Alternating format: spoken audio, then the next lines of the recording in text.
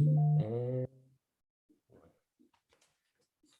hello, everyone. Welcome again to another episode of James and James. My name is Derek James Lovett, and I am here with my co-host and friend, Mr. James Mac Hawk. What's up, James? Hey, Derek. Hey, so we're here again. For those who are just listening to us, it's just a conversation between friends. This is just about talking about real world things that happen to us and just really connecting with you all. So again, we love to see your comments on our YouTube post and podcast post, and we love for you to keep tuning in. All right, James, what we got on deck today? I got my good friend Joel Sanders. Hey, Joel. Hey, buddy. How you doing? How you guys? What's up, Joel? Doing well. What's up? Just got in from a run. Y'all here. might notice by my really sweaty shirt. I didn't notice that until you said that. Yeah.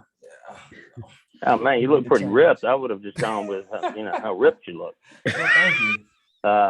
James gets tired of this. I do this every episode. Oh, I think this is only episode 2. Well, get used to it, man. Well, yeah, I'm looking in the camera here, and all I see is a giant head of mine, man. It's like it doesn't look the that average big. head weighs. The average head weighs what, 8 pounds? Mine looks like it's like 12. Joel, like I'm telling you, it doesn't look as big as James's head. I was about to say mine's about. It looks much. It's a good 9 or 10 pounds, which is funny because if you look at my baby pic, well, that's right. True. The audience doesn't know that. It's his head. That's right. I do have it. I'll back up a little bit. I'm gonna shrink mine down. Anyway, yeah, glad thanks for having me. Looking forward to this. Well, you're our first, so you're gonna set the tone for the rest of the show. Every episode, all right. The rest of the series. No pressure. Oh God, no pressure. A lot of pressure. Yeah, I'm gonna close my eyes, man. I do better when I. Don't worry. I looked the other day. We might have had 7 views the other day when I looked. Now that could have grown to 100 or 1,000, but hey, no pressure. 7 is good. Okay. Right. If it stays at 7, that'll still work too. Right. 7 times 100 episodes is 700 views. That's right. That's pretty darn good. We plan to keep going. So what? Y'all had 7 what? Just 7 views on YouTube. I posted it to YouTube, and when I checked the other day, 7 people have viewed it. That's all. Don't worry about it, man. We'll make it happen. Yeah, it's amusing when make you it happen. Right.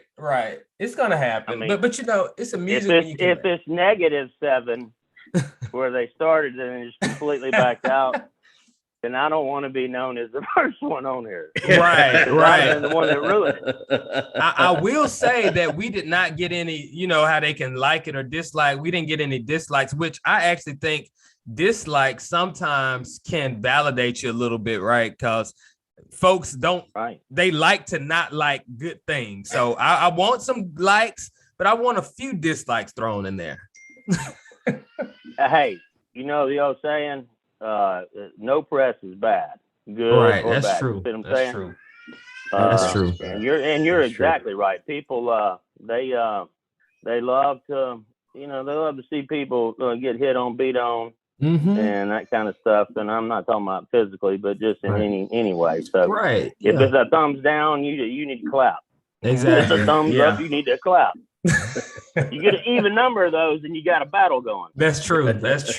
Yeah, you confuse your own self with an even number. You don't know what side to take. Should I keep going? Should I stop? What's going on, James? Well, you all bring up a good point. I just noticed that a lot because people can look at things behind the screen. They don't actually have to, take responsibility for the likes and the dislikes. People are with social media. So people are, I'm generalizing, people are quick to say negative things because they don't have to take responsibility of saying that to somebody in their face, right.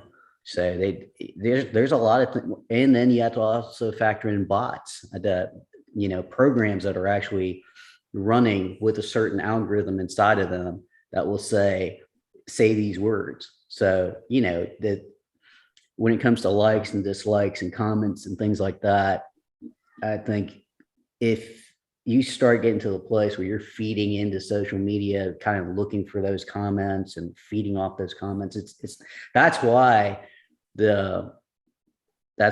as people started studying social media, they're so alarmed about what it does to a person's mental health. Right. The people get so addicted to that dopamine hit or that chemical reaction. They want to do those things. They want to see what the reaction is. And then there's people out there that are just finding outlets to be, if they have a negative position, they're finding that outlet to be that way, and without consequence. But there is. Right. What's interesting, James, about what you said, you were speaking on how a lot of folks get addicted to the feeling. But I know for me too, I remember feeling like I needed to, this is some years ago, feeling like I needed to take a stance on certain things. Yep. And that was even depleting because, you feel like you need to take a stance, but then after you put it out there, there's this anxiety. For me, there was this anxiety about, well, who's going to agree, who's going to disagree. I don't want to, make any enemies. I don't want to offend people, but I feel like this. And so I actually had to get off of social media because it drew me in, not even, not necessarily for the, like you said, on one side, it's the dopamine and that gratification, but it drew me in because it was a platform. But at the same time, it was a lot for me, and we have to be careful because even though social media is a technology, it is a platform to express ourselves. Everything is not meant to be expressed in every kind of way. And it carries a weight when you do have thousands and millions of people even that can see your content. There is a subconscious weight there, Yep. You create a social contract, and when you, especially if you, and that's why, with jobs and things like that, you have to be careful with social media because they will go and they'll go look to see your social media profile, and they can do that now. Whereas 10, 20, 30 years ago, that stuff didn't exist. So, it's amazing because the younger generation, that's why they're so even more tech savvy, is because they're thinking about things like that. Even though I'm semi knowledgeable at technology, there's certain things I don't even think about. Right. And they're already aware of and grew up in it. So, know. Yeah. Sure. No doubt. Well, I'll tell you this, it's kind of away from technology, but you remember the movie Jerry Maguire? Yeah. Oh, yeah. Remember he was out of town and he started processing just how he really wanted to do business. He felt, just like he was kind of a scumbag in the way he was handling things. And so he wrote what would you call that? Not a manifesto, but like a vision. Yeah, got vision statement. Yeah. Remember, and he got it. He mailed it back to all the people at his office. Right. And then immediately he started to regret it because once he put it out there, remember? Yeah. It was on.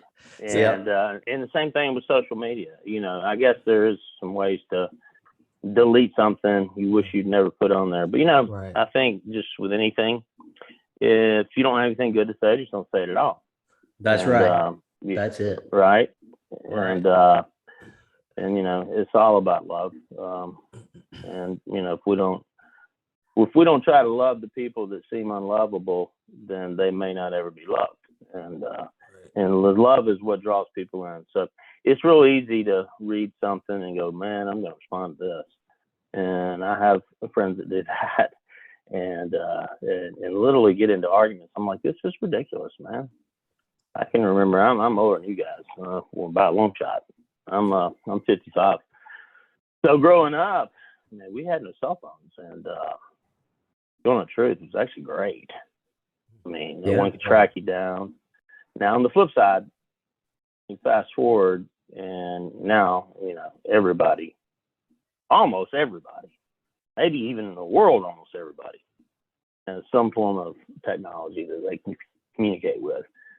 But I think about it, most of the time I want to just throw my phone out the window. But the most important thing for me is if I don't have that phone and my kids call me, I want to be able to answer it. Right. Right. I want to make sure right. something's not wrong. Something's not wrong, because you just want. But I think something like this, though, it's what you guys are doing is a platform for anybody that's interested in whatever you're doing, whatever you do that attracts them to y'all show. That's just an open choice. I mean, they don't have to skim through all these other things that other people say, or they look through all these pictures. It's just a choice. Yeah. So I think it's really cool, and it seems to be a lot of people that are doing these things, and you can use it for multiple things, church, ministry, whatever, small groups. Right. That's right.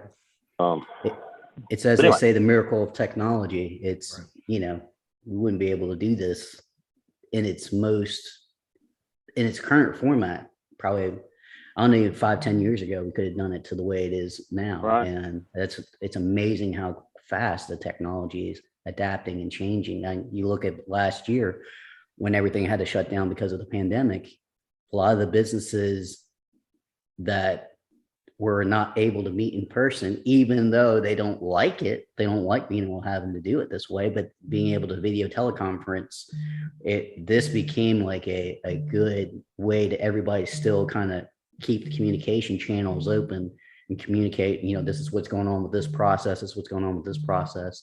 We're worrying about this. Everybody can still communicate with each other. Right. So this kind of feeds into one of my passions and my loves. There is an anime I love, one of many.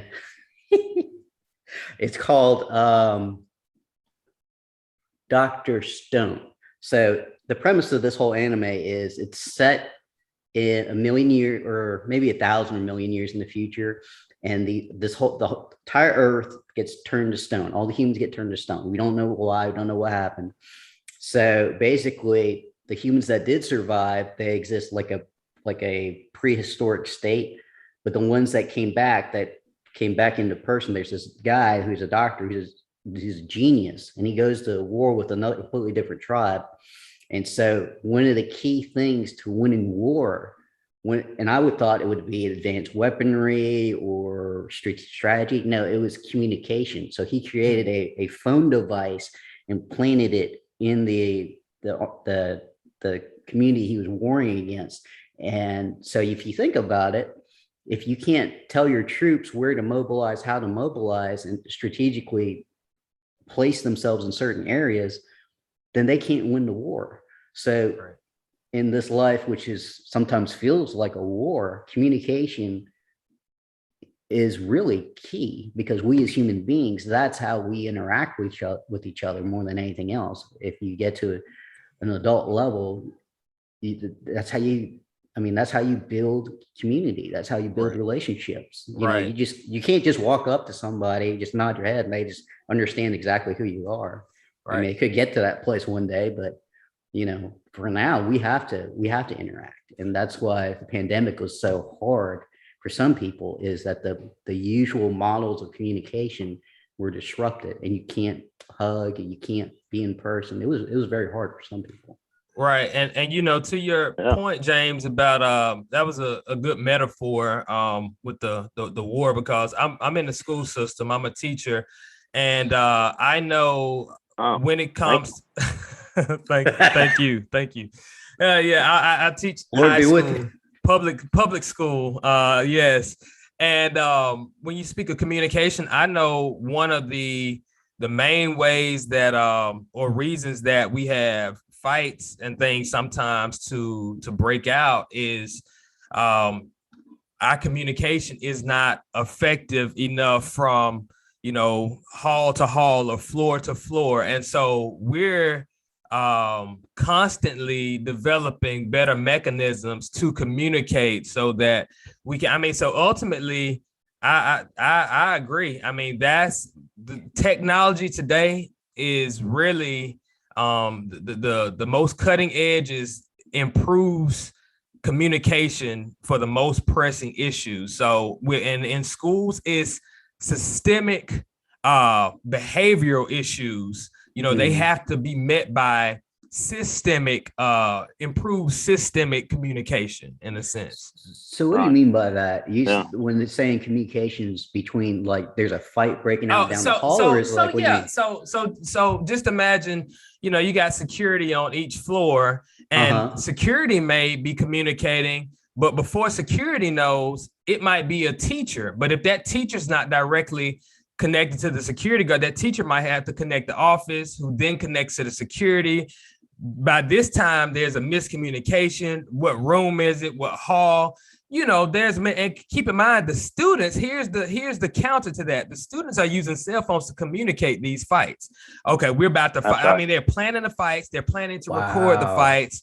So they're communicating very well. It's us who's got to catch up, right? Right. That's wild. So that's wild to me. That's the battlefield. Yeah, communication. Well, that's true though. Yeah.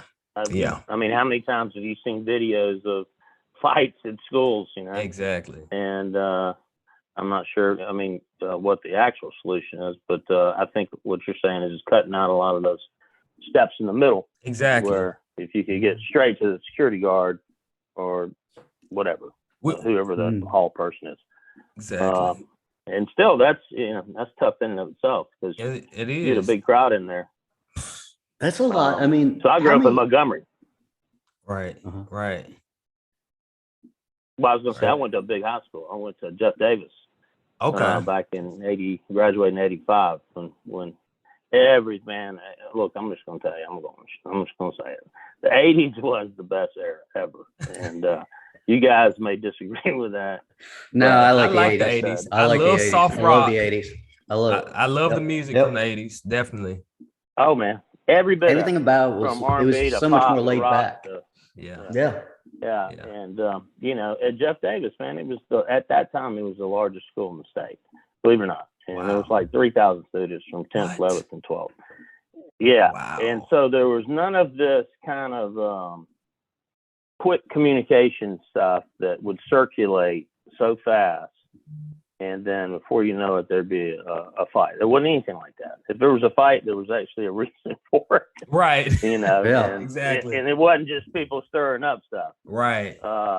And you know, man, I'll tell you. I mean, to me, I probably saw a good 10 fights at Jeff Davis. I saw more when I was in junior high school than I did in high school. But, but man, Jeff Davis was fun back then, buddy. And we'd play, you know, Lee or Carver or Lanier, and they go to Cranston Bowl. Man, they'd be packed.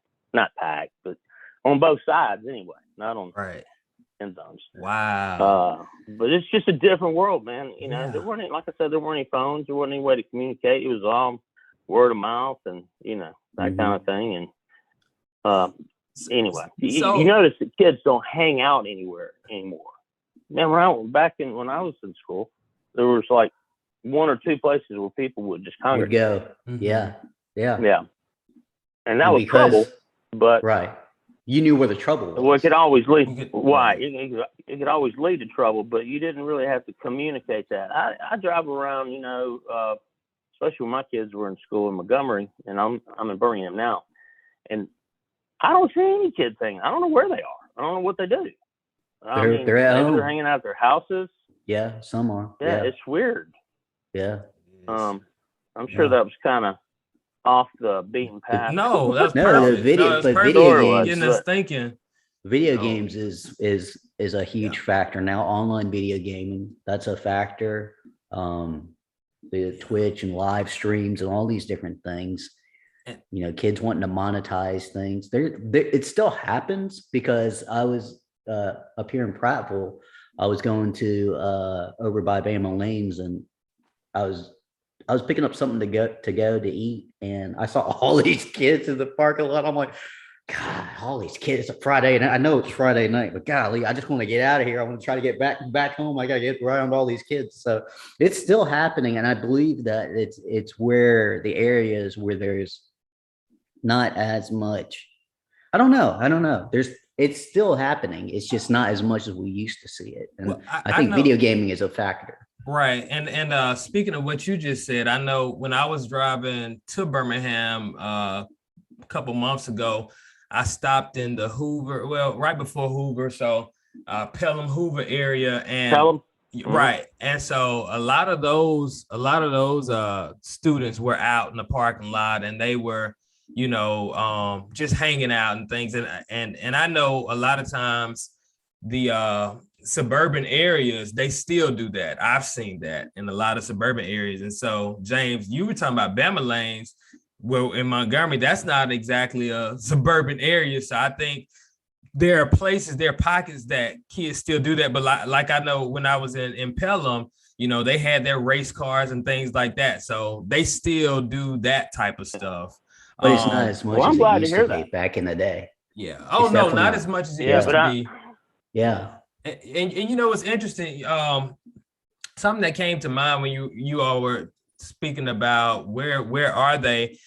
A lot of our students I feel like aren't working as much, of course, as previous. We a lot of us in high school and things, we were getting a job, 10th grade, you had something you were doing. I think my young ladies are working more than my young men. And that's the problem. If you go to wherever it is, Walmart or something, wherever you may go, to see where you see a lot of younger workers, I see more women. I do see some men, but I definitely see more women. And I think that's an issue that really has to be, addressed in our society when it comes to, I guess, and we know this is a big deal, but just even at the high school level, if we can get our students, specifically our young men, to appreciate and value work,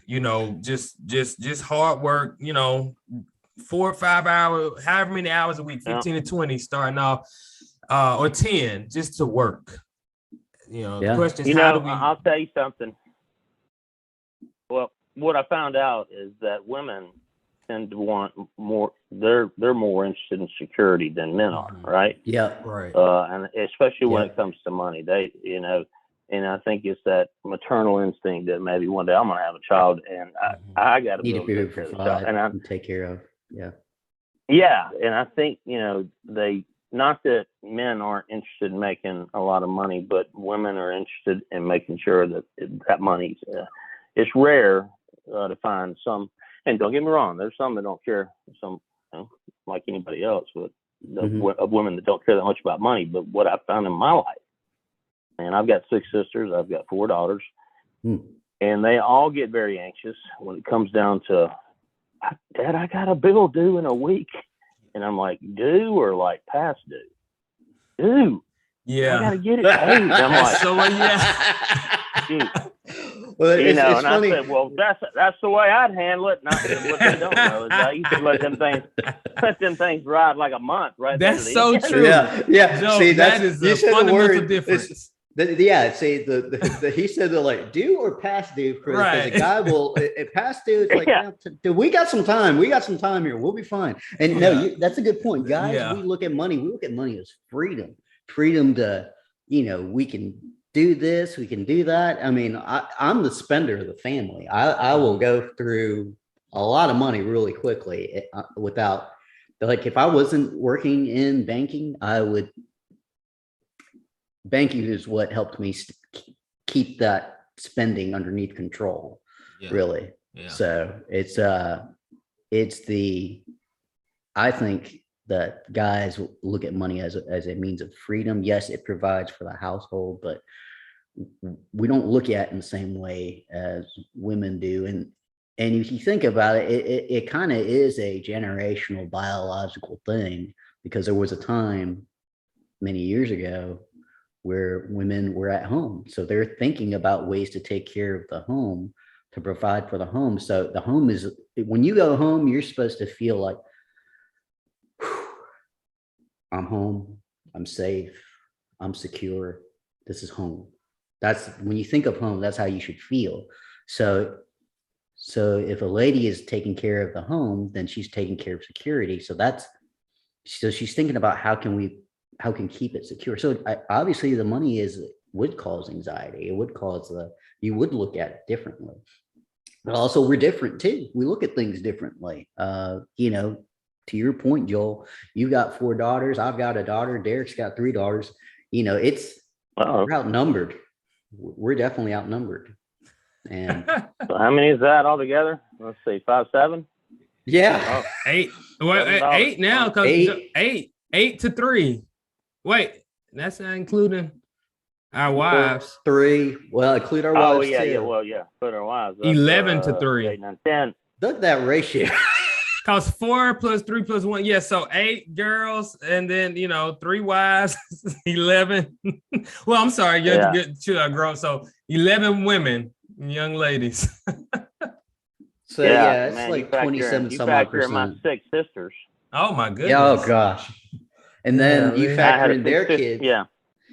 Go ahead. Yeah, no, it's I got enough estrogen. I'm probably at a B cup right here, right now. Don't I hope this doesn't sound bad.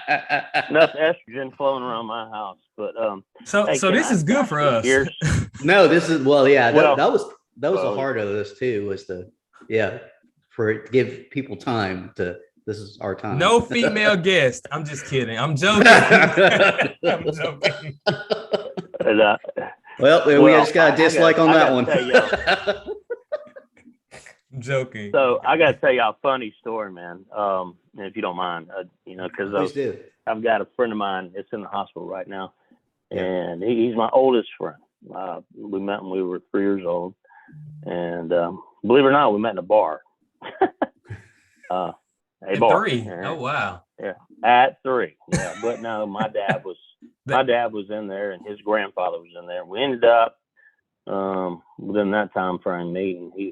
His family moved right behind us in Green Acres, and so we grew up together. We fought each other every week at least, and tough guy. But some things happened. His blood sugar spiked, and so on and so forth. And while they had him in the hospital, they found a mass in his frontal lobe, and turned out to be an abscess, which they had to drill down in and to drain out the abscess. So I'm getting to a point here that's actually funny.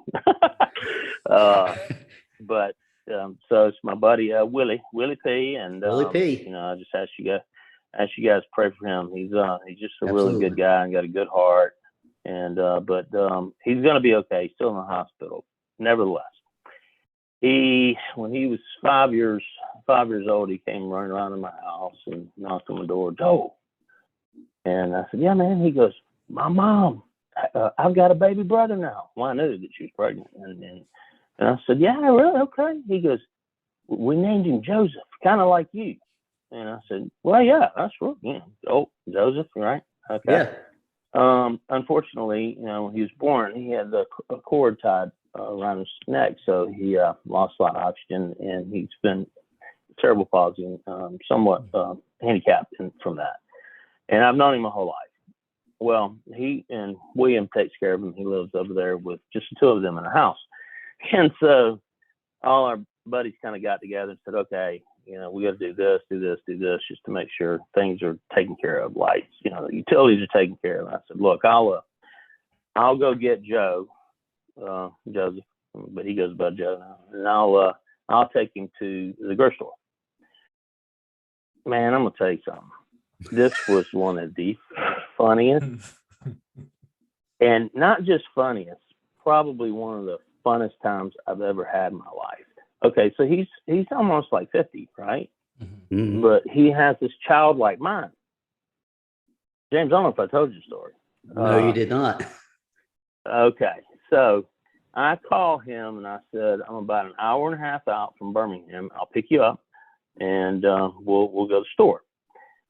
So I pull up the house. He's already out front, and he's got his sunglasses on.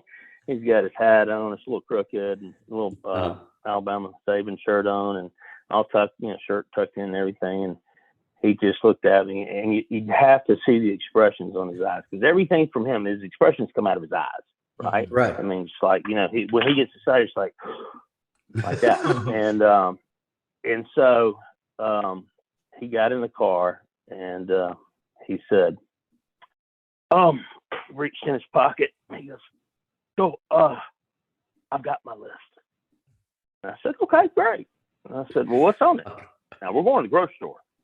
He goes, "Well, I got this PS something game, this other PS 34, 5, whatever these video games are." And I said, he got down to about the third game, and I'm like, "Well, hang on now. We're just going to the grocery store." He goes, "Look, Super Walmart has electronics there." And I said, "Okay." I said, "Okay." And then he said, I don't want anybody to think I'm making fun of him. I love him. I die for him. Right. But if I can't tell you how he says it, it's not that funny. But he said, "And then also, I want the soundtrack to Willy Wonka and the Chocolate Factory." And I said, "All right." I said, I think I can do that one. We'll worry about the rest of them when we get there. So on the way there, apparently he has a girlfriend, and supposedly proposed to her. And that's all another story. But so we were riding. He goes, "So, Terry, my girlfriend, my fiance?" And I said, "Yeah." He goes, "He's gonna break up with me." I said, "Why?" And he said, "Just she wants me to get that thing in the arm, the vaccine." And I said, "Really? So she's going to break up with you over that?" And he goes, "Yeah." He goes, "Can you believe it?" I said, "No." He goes, "Well, can I get that shot?" I said, I'm not, that's not my responsibility. I'm not a medical professional. Yeah. yeah. I'm not your legal guardian. And your brother's going to have to make that decision when he gets home. I said, right. He goes, "But I can't have her break up with me." So we get right into the store, and there's like this one of those little office things over to the right, where they have like sometimes like an Allstate or maybe glasses place or whatever. Yeah. And we walk in, he looks over, he goes, "Oh, that's where you get it." And I said, "What?" He goes, "Yeah, the vaccine." It wasn't. It was something else. But the greeter guy goes, "Yeah, man, you need to get that shot." He goes, "I'm on my third booster." And Joe's looking at me the whole time going like, "See, he ain't get the shot." And the guy says, "Man, I was nauseous yesterday, vomiting all day long, but I feel better." And Joe goes, like, he can handle that. That wasn't a big deal. He's like, "Don't just let me get the shot." I said, No, you're not getting the shot on my watch. No, on my watch. I can't, I'm not your legal guardian. That's not my call to make. So I said, "Look, let's just go straight back to the electronics." Now I'm gonna fast forward because I'm just gotta let you know we were in there an hour and a half. If that tells you anything, all right. Wow. But we went to the electronics, and I couldn't find the PS games. They only have like the newer versions. I mean, I used to play video games at the arcade. So then PS4, PS5, and he was looking for Godzilla and something, I don't know, man, some other kind of game. And I said, "Joe, I don't think they have them." He goes, "Well, let me just ask these people." I said, "Okay." I'm watching his personality. It's incredible. And do you not have the PS3 game for Godzilla? Hold on one second. And all that. Joe, 1 second. The audio is going out just a little bit. Oh, really? I'm sorry. I want to make sure we catch all of this. Let's see. Let's see. You need me to switch over to the computer? Well, I think I'm not. Yeah, it might be a short in the. Yes, that might work. The computer would be best, I think. All right. You just tell me. You got to tell me what to do now. Oh, I got you.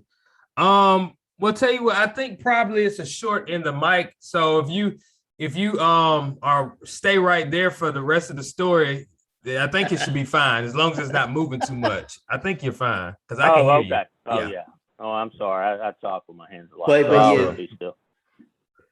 So I'm really going to fast forward a lot. All right. So we get over there, and he doesn't. The games aren't there, and then he went back and he goes, "I'm looking for the soundtrack of Willy Wonka and the Chocolate Factory." Not being mean or anything, but he just wanted to get it out right. Very emphatic. Looking for, yeah. I'm looking for the soundtrack of Willy Wonka and the Chocolate Factory. And the ladies looked like, and I just winked at him like, "Help me out." You can tell he's not all there. Yeah, really funny. And they said, "Oh, we don't have it, but I think you can get it on Amazon." He goes, "Oh, okay." And I said, "Great." I said, "Come on, let's move out of the electronic section. Let's go to the grocery side." Anyway, we ended up, I couldn't get it out of there quick enough, but it was not that part, but he ended up buying him a set of movies and one other movie, and he was so happy about that. So we get to the grocery store, the grocery part of this Walmart superstore. The necessities, the stuff you actually need. Yeah, you need to eat. Stuff I actually want to get. Yeah. And so I'm just going to tell you one kind of funny story about that, because there were so many.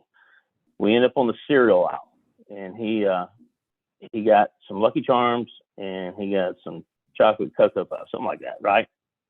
And I said, "All right, now you stay here. I'm just going to go right down here and look for some other stuff on some other aisles." Well, first of all, he found, now I'm telling you, this guy finds bargains.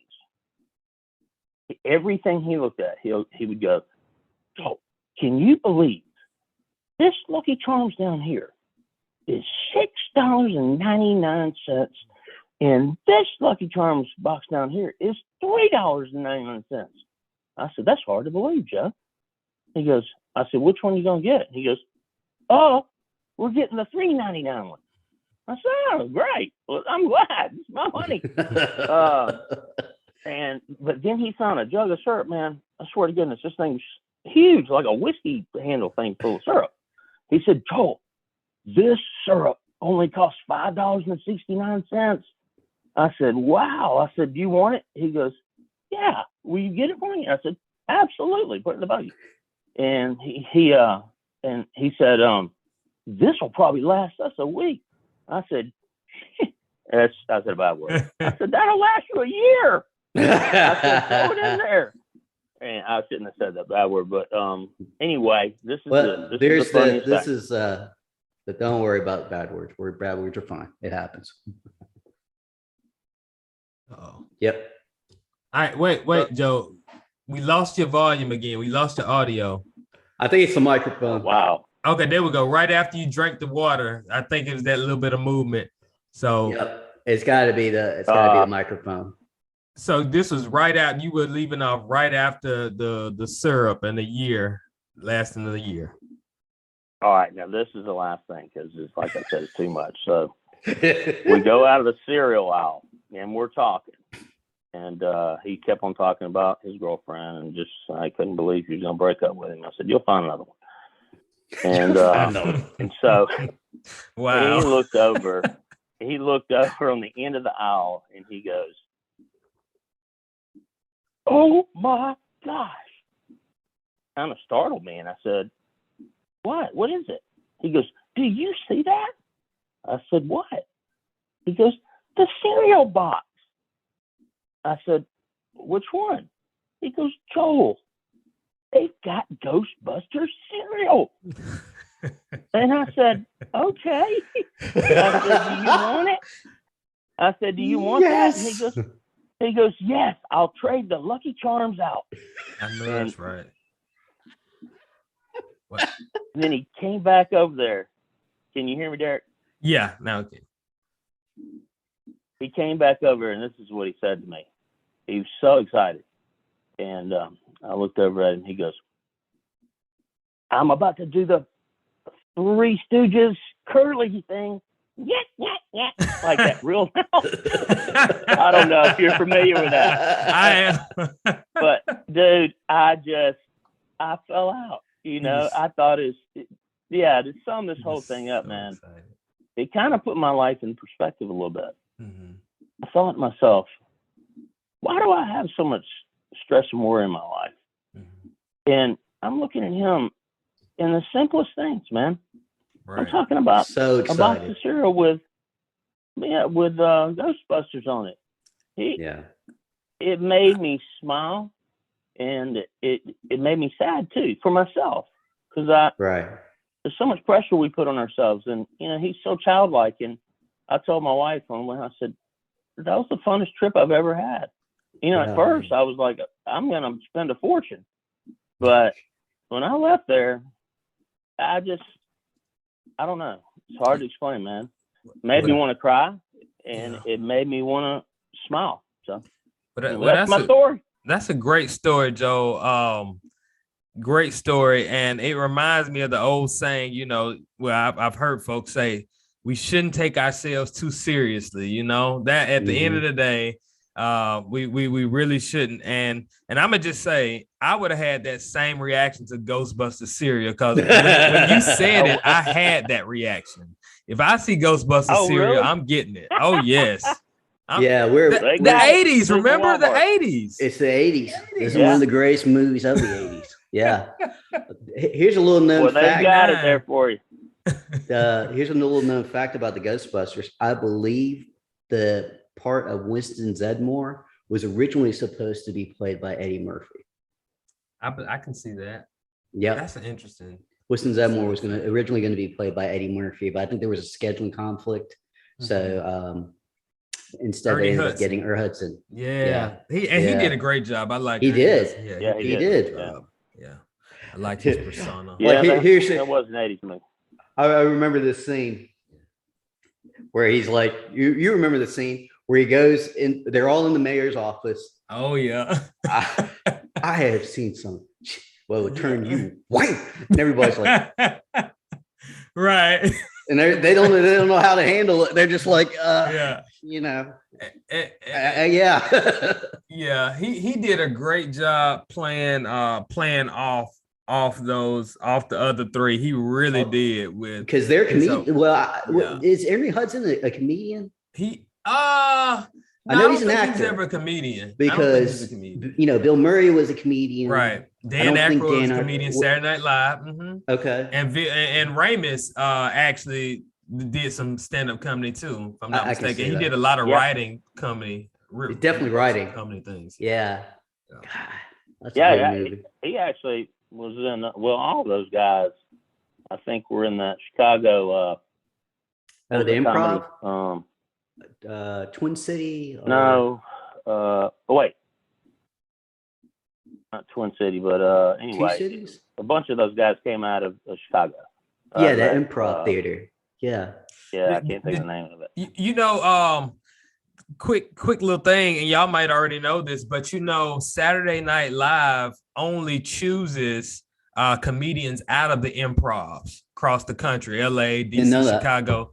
The reason I know is because when I was aspiring for a little window of time to be on Saturday Night Live, I did my research.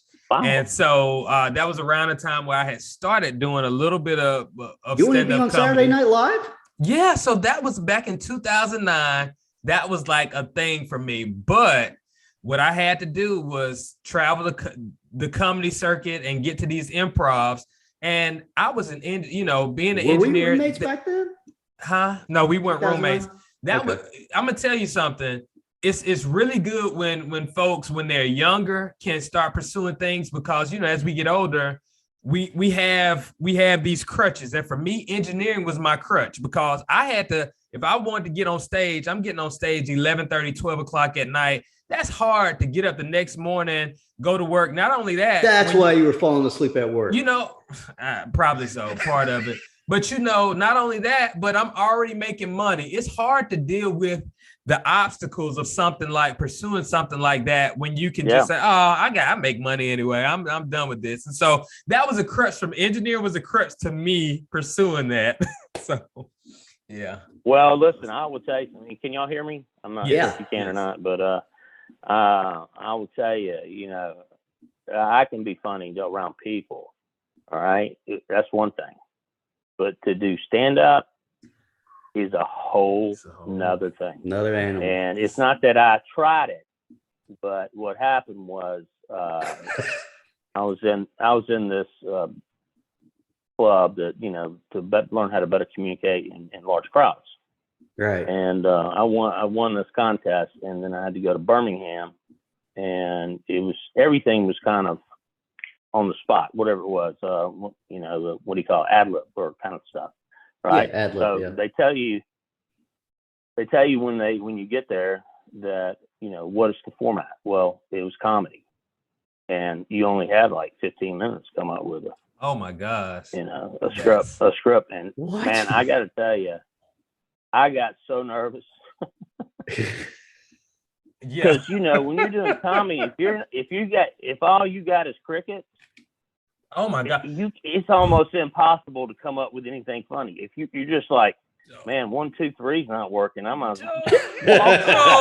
Joe, yes, Joe. Oh my gosh. So man, you know how hard it is. I know, and what's interesting is, first of all, I just want to tell you that is an almost, that's not fair. No, that's not 15 minutes to prepare something comedic. That is. I mean, it's interesting because comedy, much like any other profession, has a lot of layers, and you find out that a lot of the successful comedians, some of them have, they have writers, and there's a lot of practice and memorization and mechanics that goes into them practicing so that it is natural when they come on stage. So to give you 15 minutes, first of all, was like almost insurmountable task for most. But I wanted to share with you. I got several things I would like to say, but when you mentioned the whole crickets thing, the first time I ever got on stage to do a little stand-up comedy, it was an open mic night, and a friend of mine basically dared me, and he put my name on this list, and I was like, man, don't do that. Do not put my name on this. But I didn't like to take a dare, so I was just sitting there, heart pounding, sweating, wishing death upon myself. I had terrible anxiety, by the way. Literally, I was just wishing like I would just poof into thin air or something. And but I wasn't gonna back down from a dare, so to speak. And I went on stage that night, but I had a couple drinks, and so I really didn't care that much. And so went on stage, and I thought I did pretty well because I didn't care. Now the next night, or the next time I did it, I was sober. And I got up, I know. And I got up there, and I started on a joke, and I'm looking at the people's faces, and I'm just like looking at just faces of just disdain, just people looking at me. And so I leave that joke, and I try to go for my next joke, and it's just more of the same. And so my whole set is just a bunch of broken jokes. I mean, you talk about crickets, Joe. You could hear a pin drop and this was a packed house. I mean, it was so many people in this little club. It was a packed house, and I just remember finishing my set, and I had a little frog in my throat, and I was like, all right, and I'm done. I'm giving the guy the mic, and I'm in the center of the stage, and I remember just literally not wanting to move because psychologically at that time, I just wanted to disappear, and so I was just frozen. And finally, I remember getting down off the stage, and the crowd just kind of like parting as I was walking through, and I couldn't look anybody in the eye. My neck, literally, my neck, like the stress and strain had transferred to my neck, and it was just heavy, and I couldn't even look anybody in the eye. And I went out into my car, and I boo-hooed. I cried. I was probably 23 at the time. I might have been 23. Possibly 24. Tough, man. You say what? That's tough at 23, man. And so exactly, because that's your world. It's so you're social at the time. You're aspiring to do that. Yeah, exactly. Yeah. And I was an engineer, already, but I was trying to, and I wanted to be at 23, 24. I was getting used to Montgomery. I'm from Birmingham, by the way, Joel. And so I was just getting used to Montgomery, and I was trying to, just be accepted. And so I remember boohooing, crying. And then, but what's interesting is as I was boohoo crying, I started to pray. It was just, Holy Spirit in me. And it's so funny because when I came out of the prayer, Like the Holy Spirit just pumped me up. I was like, I went from to and I'm gonna do it again. I'm gonna do it again. And so and I did. Awesome. I had some success. I didn't get on stage that much, but I'll tell you this, Joe. I only got on stage probably within the next few years. I might have got on stage maybe 3 more times, but in 2018, I was able to do the open mic night at the Stardome in Hoover twice. I did their open mic night, and that both of those were successful. I enjoyed myself. I actually have footage of that. So yeah, I saw it. It was actually pretty good. Yeah, I actually laughed. It's the hardest thing, it's the hardest thing in the world to do, though. It is. When you're talking about timing.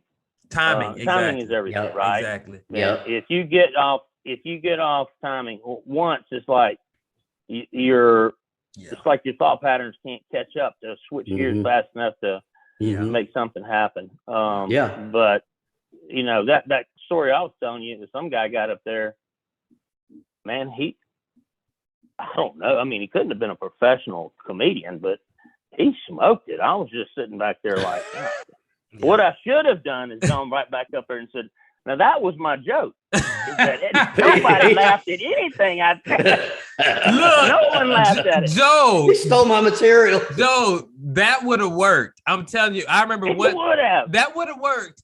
One time, one of my successful times at the Stardome, the little open mic night, I remember I forgot my joke.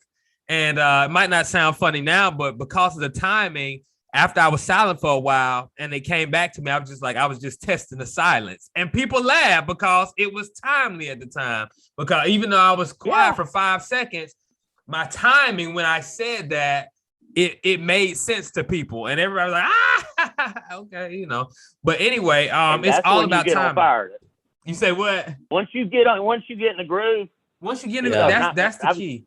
That's the key. Yeah, I've never done it before, but I could see that happening with me. Yeah, you can sense exactly what it takes. But I will say this too, because you were talking about just the difficulty of it. I have some things to compare to it. I've actually done motivational speaking a lot over the last 15 years, and I've also been a stage actor quite a bit with community theater and did some work with Alabama State and did quite a bit of things, and I've got all those things to compare it to. And yes, I must say comedy was the most difficult, but I will also say it's probably for me, they all feel different and they all are very rewarding, but it's probably the most rewarding to get laughs on demand when you intend to make people laugh. Yeah, I can see that. Yeah. Definitely. Yeah. You know, just cracking jokes among friends, if you get them a laugh. Exactly. It feels good. Right. And there's got to be something built inside us that has that, you know, that wants that type of reaction. Yeah. There's got to be something inside because it's inherent in every human all being. All of us, we appreciate we that. all, getting together, laughing, telling jokes, you know, that telling the joke and it's funny, we're all laughing together. There's got to be something built inside of us that, you know, but it's not the just healer of the soul. Right. Yeah, it's good. Exactly. God built us, you know, to have humor and to, you know, that's part of being, but again, like you were saying, just to be it's a level of appreciation when you can get a laugh. Like it's one thing to thank me for doing something that's nice, but you know, when somebody thinks like, okay, yeah, no problem, thank you, I appreciate that. But you get a good laugh out of somebody, that's you appreciation. Walk away feeling real good about yourself. Yeah, that's true. Yeah, it actually makes you laugh in the car when you're by yourself. Yeah, when you actually make someone laugh like that, you're riding down the road going, that was funny. That was funny. Exactly. You start thinking about what you said. Yeah, I am funny. But one thing that I'm gonna do I wish somebody would have told me moment. I wish somebody would have told me when I was younger that things like comedy were actually skills that could be developed, because we're talking about humor, right? Being God-given. And so, as you were talking about, Joel, it's one thing we can make our friends laugh, you know, it's instinctive, But comedy, if you listen to a comedian tell you the story, they all just about, I mean, Richard Pryor got booed. You know, he had bad times. They all had to go through this process of developing the skill of delivering. And so, you know, we can apply that to anything in our lives. And it's like, wow, it'd be nice if somebody had told us when we were younger, anything we wanted to do for the most part, especially with things like that, we could just work on developing the skills instead of us looking at things like, oh, that person's just got it. No, they develop skills, most of them. Yeah. That's right. Repetition, consistency, being willing to, you know, take your lumps. You know, sometimes things don't go the way you want to, but you have to have something that's greater than yourself driving you, whether it's your faith or money or something. Something's got to be inside you driving you to keep going after it. You know, if you look at the certain professions that we do in our lives, you know, I'm not saying that I'm the best at what I do, but people come to me and ask for solutions to different things, and I have the answer. And they, you know, they may think I'm really good, but the fact of the matter is that I've been doing what I've been doing for a long time. So, you know, I've just been blessed with a memory that's able to recall things, and I like you're a great banker, man. Well, you're a great banker. You're a great, and you're very quick to respond, and that's, we keep going though. But anyway, yeah, you're right. Skills are developed, and you know, I've told my kids that well, we all know that attitude is everything, right?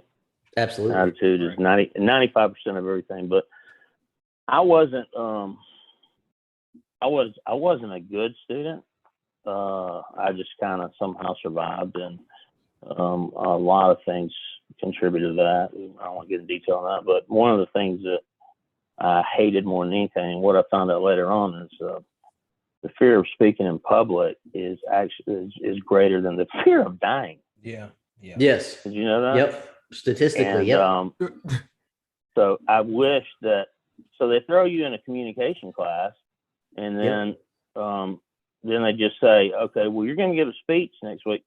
And I'm like, I can't do this. Yeah. I mean, I'm going to look a fool, you know, which I did numerous times, and it was hard to swallow, kind of like comedy. But, you know, for me, if it had something to do with something I knew about, that was fine. But most of the stuff, you know, they give you a subject or whatever, I'm not interested, and I couldn't understand it. But as a teacher, I, you know, I'm not talking about you specifically, but if I were a teacher, the number one skill to me is the ability to communicate. You know, you can be as smart as anyone out there, but if you can't communicate your knowledge and you can't communicate your ideas, then you better find someone or hire someone that can. And but the ability to communicate, to me, is incredible. And that's how you survive. If they can somehow if you can teach it in school in a way to make it fun where other people don't laugh at someone, and man, I've been laughed at, man. I mean, you know, because I get hung up on some word, and I'm up there sweating bullets, and I'm like, my God, just get me out of here. And you know, but if there's a way to do it in a way where it's constructive criticism, man, bar none. That's the best skill.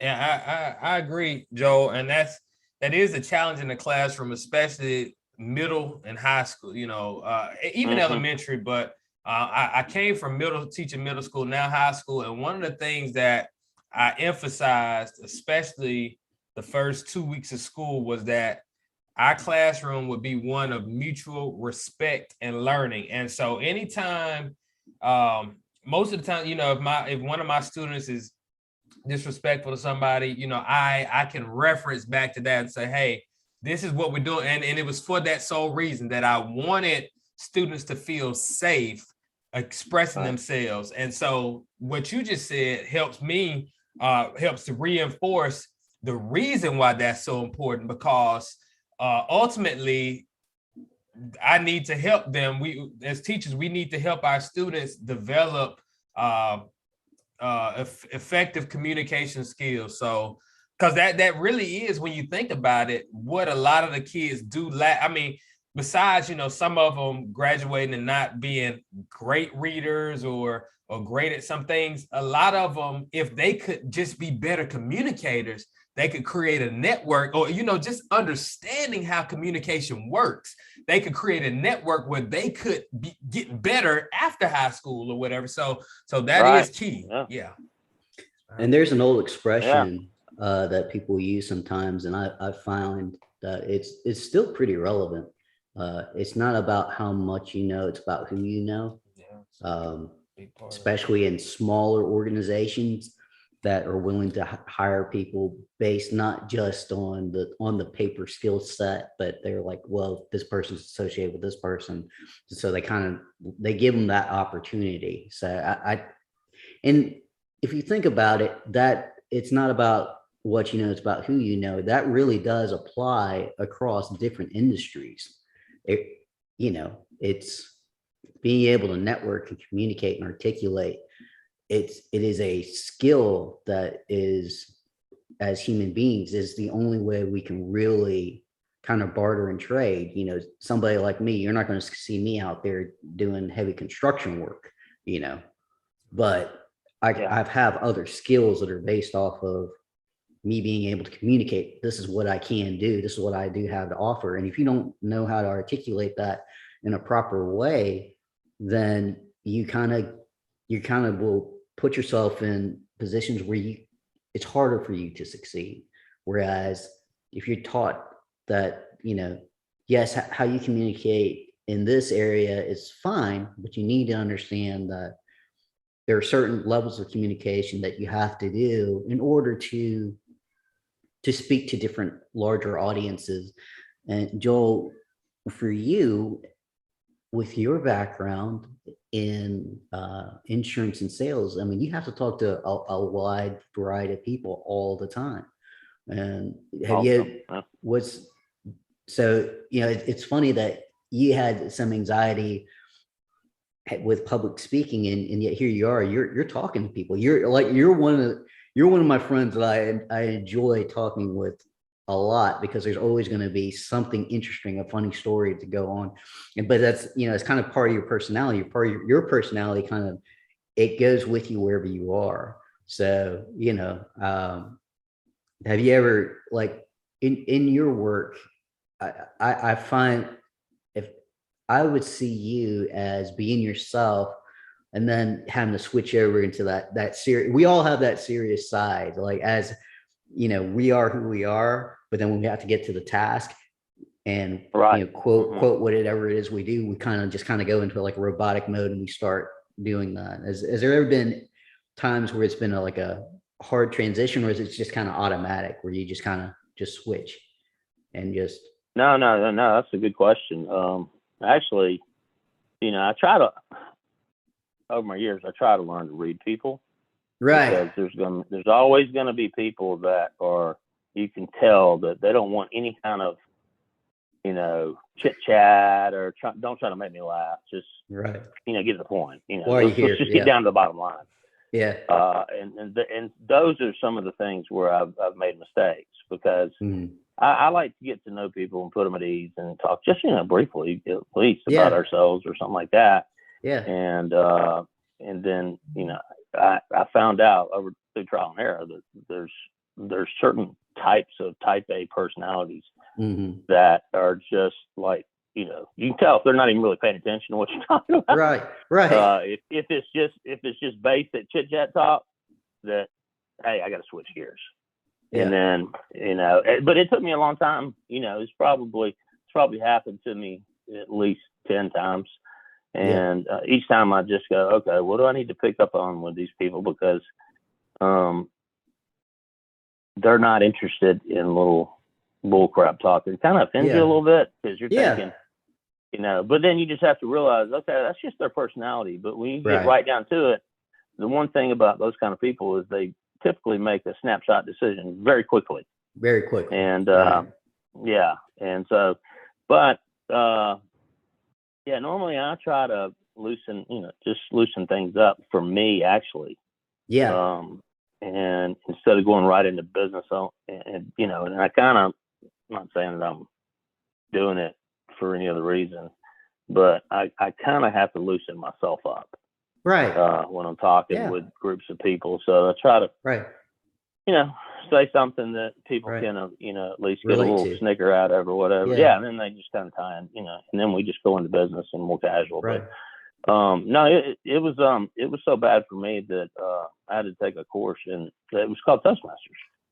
Okay. And I figured that was it, Joel. I was going to ask you if that's what you were talking about. Yeah, I was thinking of either Toastmasters or that other one, but it was Toastmasters. And it was kind of like an AA meeting or something, You go in there, and first time I went, there was like 20 people, right? And they're all different, kinds of people. Right. And I think some are there because they don't have anything else to do. Yeah, really. Felt like that. I did Toastmasters too. Some folks were like that. You did? Yeah. Yeah, they were just there because they wanted some friends, and that was fine. And there were some that were there just to really polish their skills because they were good speakers. And then there were some that were, just like me, who just had a complete fear of, getting up there and forgetting about what I was talking about and losing track and all that kind of stuff. When the first time I went, and I didn't think they were going to ask me to talk the first time. And it was like 20 people, and then they said, "Well, we got a new guy here, and stand up and tell your name." I said, "I'll pass." I thought to myself, okay, they're thinking, why is he here? Why didn't he just introduce himself? But instead, it was like I got a clap. Do you remember that? Do you remember that clap? Can you hear me, Derek? Oh yeah.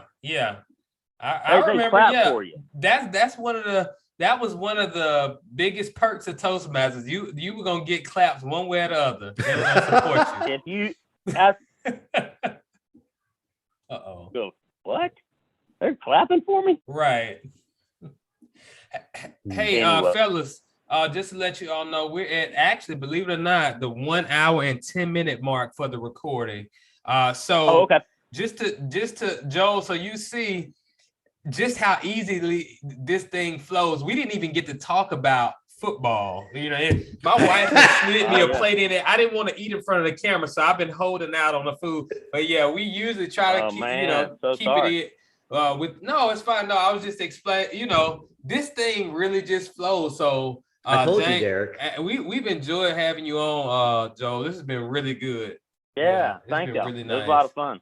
Yeah. But Joel, like how can been talking just in general? So yeah. Well, no, that's the whole point. Just talk in general. But Joel, if people wanted to get in touch with you and kind of learn more about what you do, how can they get in touch with you?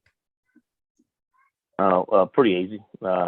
Just phone number 334-306-9943, and I'm in the insurance business, but just so they know, I'm in the employee benefits business. That's that's my specialty. So, if you work for an employer and they offer health insurance, dental, vision, so on and so forth, that's the kind of stuff I work with. And I just happen to think I do it better. And I say that with strong humility. I do.